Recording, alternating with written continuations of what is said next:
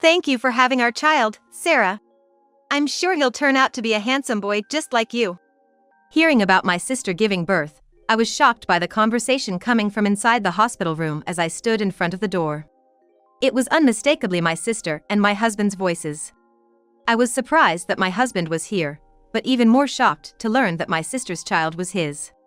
I did wish for a girl who'd look like Sarah, though. Oh, come on. Shall we go for a second one then? It seemed that the father of the child my sister had indeed was my husband, and they had been having an affair behind my back for a long time. I understood everything just from that conversation. And then, I decided to open the door to my sister's hospital room. This was the first step towards my revenge. My name is Amy, 34 years old. I'm currently a stay-at-home wife, but before I got married, I worked in the accounting department of a small to medium-sized company.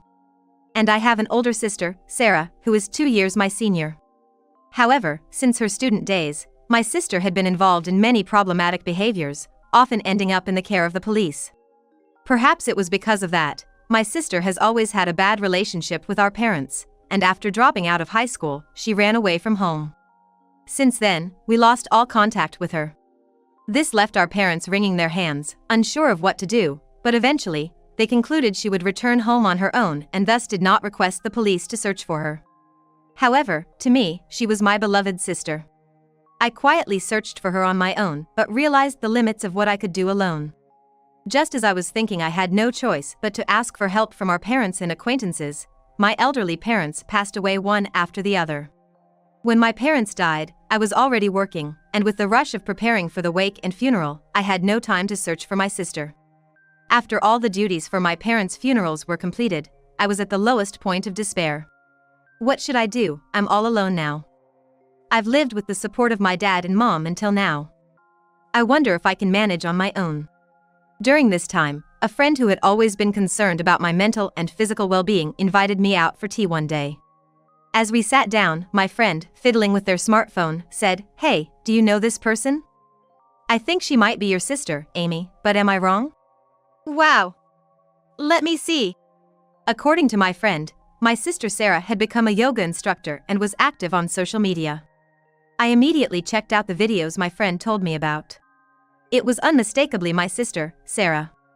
Her video channel was popular, with subscriptions numbering in the tens of thousands.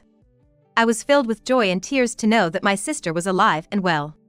Wanting to meet her, I wrote a message in the comment section. I received a reply almost immediately. From there, after more than a decade, my interaction with my sister on social media resumed. It was as if I was filling in the gaps of all those years, communicating with her daily. Before long, I was able to reunite with my sister. Seeing her for the first time in years, I was surprised at how much she had changed into a refined and wonderful woman, completely different from before. Is it really you, sis? Come on. Did you forget my face just because we haven't seen each other for a decade? Wow, it's really you, sis. Have you been well? I cried with joy and hugged my sister. She was happy to see me too and apologized for letting me go through tough times alone. Since then, our family bonds were mended to the point where we would share updates about each other's lives. After reuniting with my sister, I returned to my normal life. My friends and colleagues at work were happy to see me regain my spirit. I felt very grateful, realizing that I am who I am today because everyone supported me. Later, feeling more positive, I joined a tennis club for working adults at the invitation of a friend. There, I met a man named John. John, 3 years older, was a wonderful man who patiently taught me, a beginner in tennis. John, interested in my eagerness to learn tennis, often invited me out for meals after the tennis club sessions ended. Amy, you're really hardworking, aren't you? Not at all. It's just that your teaching method is so good, it makes me want to try harder. You say the nicest things. Hey, how about we go see a movie next time? I got some movie tickets. Oh, this one. I've been wanting to see this movie. I'd love to go. Okay. Let's go on our next day off. I was really happy about the invitation because I had been interested in John myself. I couldn't wait for our day off, wondering what to wear. During such times, I would consult my sister and get her advice. On the promised day off, I arrived at the meeting place early, But John had also come earlier than the scheduled time. Because both of us had acted unconsciously, we ended up laughing together. Until the movie started, we used the time to talk about personal stories and our hobbies. We discovered that we shared many of the same interests. When I mentioned that my sister was a yoga instructor. Wait, isn't that the beautiful instructor, Sarah? Yes. John, do you know her? Know her? I'm actually a big fan of Sarah. I often watch her videos. I had no idea. Learning that John was a fan of my sister became a turning point for us, leading to many dinner dates and eventually a relationship. John proposed to me, mentioning that he was due for a promotion at work soon. Thus, we got engaged and went to meet John's parents. John's parents were very kind and were thrilled about our marriage. When I messaged my sister about the engagement, she immediately called me. Amy, congratulations. You're getting married before me. I'm so jealous. Thank you. You're so popular, you could get married anytime. And then she apologized for causing so much trouble by running away and everything that followed. But I might not be able to make time for the meet and greet or formal greetings. But I'll definitely be there for the wedding. That's okay. John understands, too. Just make sure to come when the wedding date is set, okay? You're like a parent to me, after all. With that, she said she had to return to work, and the call ended. I was touched by my sister's sincere congratulations. Despite her busy schedule, she prioritized me, reminding me of her kindness. I also announced my engagement at work. My boss and colleagues all congratulated me, making me feel truly blessed. As I began to prepare for marriage, I decided to quit my job and become a full-time housewife to support my husband. Since my husband had expressed a desire for me to be a stay-at-home wife after getting married, I agreed. Amy, what should we do about our house after we get married? Well, considering we might have children in the future, a larger house would be better. A big house, huh? If we're doing it, I'd like one with a garden. Let's buy in a location where you'd like to live. Really? Thank you. With John becoming busier due to his promotion, I took on the responsibility of preparing for the wedding and arranging our new home. It was tough handling everything on my own, but John was always there for the important moments and gave thoughtful consideration. My affection for John, so kind and reliable, deepened even more. After registering our marriage, we immediately moved to a suburban house with a garden. Of course, the purchase was completed before our registration. As John had said, we chose a location that was convenient for me, and it was also within a 30-minute drive to his company, making it a great location. Now we can be closer to nature, which I think will be great for our kids too. Typical Amy, always thinking ahead for our future. In the beginning of our marriage, we lived happily every day. However, I was unaware that this happiness would soon crumble. 3 years into our marriage, I turned 34. Yet, we hadn't been blessed with children, and I started to feel increasingly anxious. One reason for my anxiety was reaching my mid-30s, knowing that any pregnancy from now would likely be considered high risk for both the baby and me. One more thing. Around this time, John's returns home began to get later and later. He also started to carry his smartphone with him everywhere in the house. Whether at meals or in the bath, he was constantly on his phone. Hey, you've been on your phone a lot lately, what's up? Oh, work has just been really busy lately, and I've had to deal with some mistakes made by my team. That was his explanation whenever I asked, claiming it was work-related. However, he often smiled while looking at his phone, which made me suspicious. Despite my suspicions of his infidelity, I couldn't bring myself to confront him, feeling guilty that we hadn't been able to have children. John seemed so looking forward to having children with me. Why can't I seem to get pregnant? Not being able to conceive was a major concern for me, and I had been thinking about getting it diagnosed. Amidst this, my sister announced she would be making a major announcement in her video stream. Curious about what it could be, I decided to watch her stream. To my surprise, she announced that she was pregnant. What? When did you get pregnant, sis? We had been in touch recently, and she hadn't mentioned anything of the sort. Moreover, when did she get married? Or is she planning to? I hadn't heard any news about her marriage. I wonder who her husband is. I felt a bit upset she hadn't told me directly, but still, the news of her pregnancy made me incredibly happy, as if it were my own news, and I immediately sent her a message. Then, my sister invited me out for a meal, and we made plans to meet. That night, I told my husband about my sister's pregnancy. Really? Sarah's pregnant? Yes, exactly. She announced it during her video stream today, and I was so surprised. Is that so? That's wonderful. He seemed as happy as if it were his own good news, already thinking about what gift to give. Seeing my husband so excited, I couldn't help but smile. However, his reaction shifted when I mentioned my next plans. I've made plans to have dinner with my sister soon. Oh, is that so? Yeah. Something wrong? No, nothing.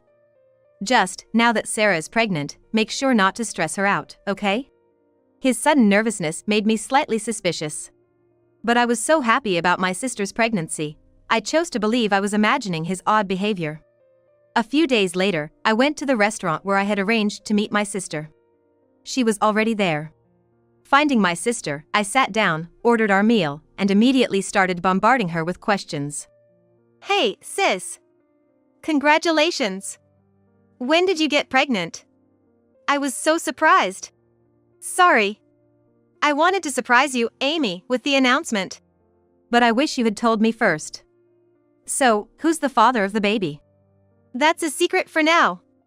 I'll introduce him to you soon. Ah, come on. I'm so curious. Tell me soon. After that, my sister and I chatted about this and that, enjoying our meal together. As my sister's pregnancy progressed, her belly grew larger day by day. Thinking it might be getting difficult for her to manage things on her own, I offered to help out. Sis, it must be getting hard to manage on your own, right? Can I help with anything? No, it's okay. Don't worry. I have someone helping me out, so I'm all good. All right. But let me know if you need anything, okay? Despite my repeated offers to help, my sister stubbornly refused and wouldn't even give me her apartment address. I talked to my husband about it. Maybe she's hired a helper or someone? Amy, you don't need to worry. If anything comes up, she'll contact you. No need to go over to her place unnecessarily. Yeah, I suppose you're right. Oh, and I'll be home late tomorrow, so don't wait up for dinner. Really? Okay, got it. Though I had to accept my husband's words, his actions while smirking and looking at his phone made me suspicious. While I was concerned about my sister, John's behavior had become increasingly suspicious lately. I finally began to suspect that my husband might be having an affair and decided to secretly gather evidence.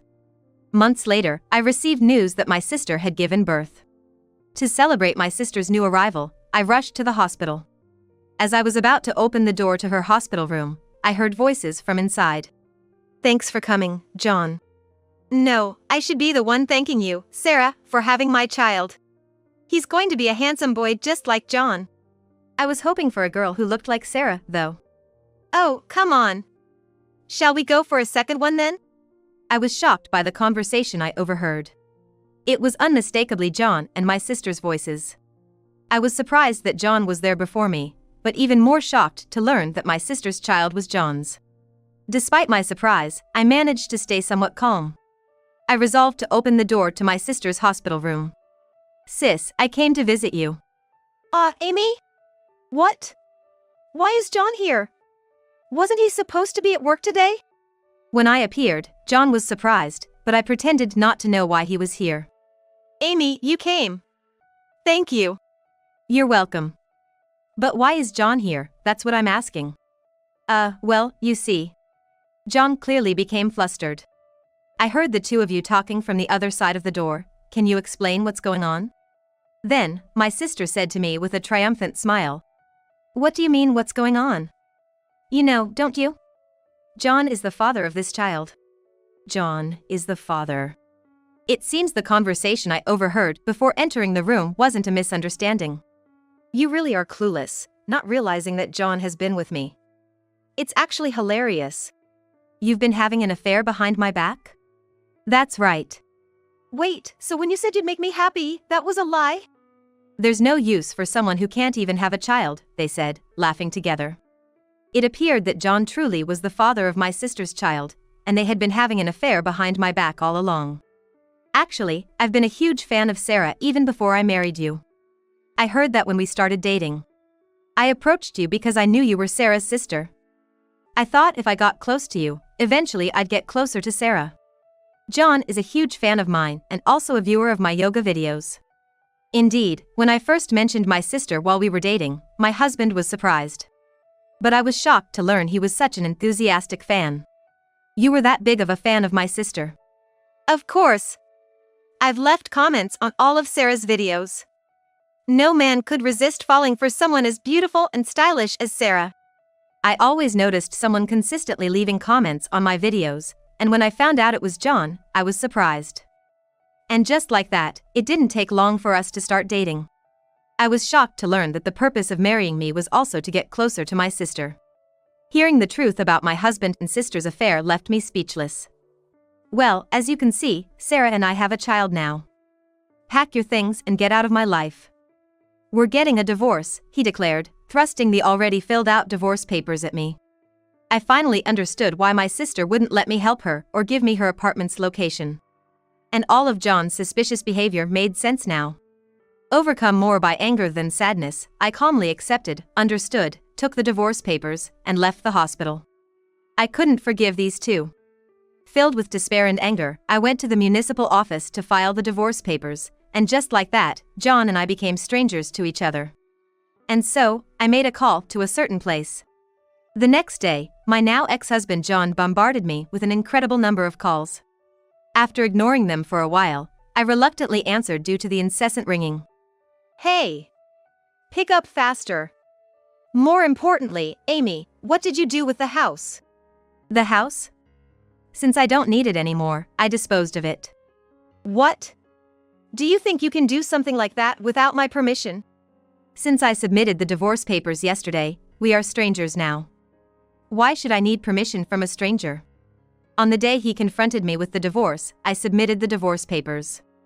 After leaving the hospital, I had called a certain place, a real estate agency. I negotiated with the real estate agency to sell the house and land in its entirety immediately. Don't mess with me. That's my house, even if we're divorced.